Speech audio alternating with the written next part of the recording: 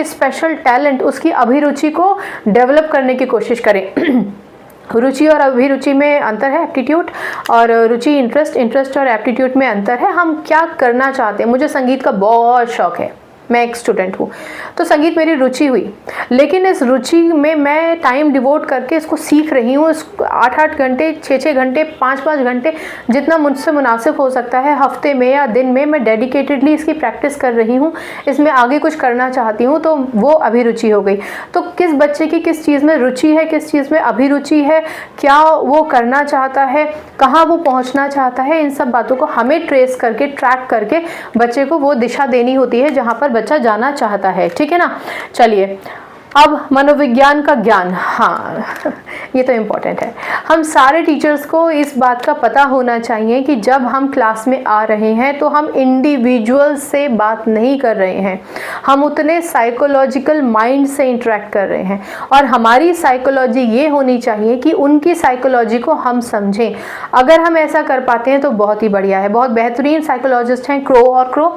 इन्होंने कहा, crow and crow, इन्होंने कहा व्यक्ति तथा समाज के कल्याण में रुचि रखने वाले मनोवैज्ञानिक, अध्यापक तथा प्रौढ़ व्यक्ति बालक के विकास को महत्व देने लगते हैं। वो व्यक्ति, वो टीचर, वो मैच्योर व्यक्ति जिसने मनोविज्ञान को समझा है, वो हर एक समाज के उस बच्चे को समझता है जो कुछ करना चाहता है। अब यहाँ बच्चा हम शब्द क्यों इस्तेमाल कर रहे हैं, क्योंकि हम टीचर और स्टूडेंट्स के इंटरेक्शन की पर्टिकुलरली बात कर रहे हैं यहाँ पर, और ये स्टूडेंट कोई भी हो सकता है, यूनिवर्सिटी का भी हो सकता है, स्कूल का भी हो सकता है।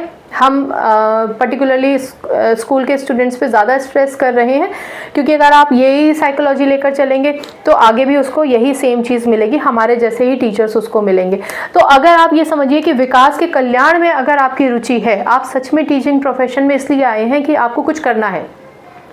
टीचिंग एक काम है जिसके लिए हमें सैलरी मिल रही है, वो एक अलग बात है, लेकिन हमें समाज के कल्याण के लिए कुछ करना है। अगर इस मंशा से टीचिंग प्रोफेशन चूज़ किया है, इस मंशा से बीएड कर रहे हैं, एमएड कर रहे हैं, पीएचडी कर रहे हैं, तो फिर भैया आपको साइकोलॉजी समझने की तो आदत डाल लेनी चाहिए।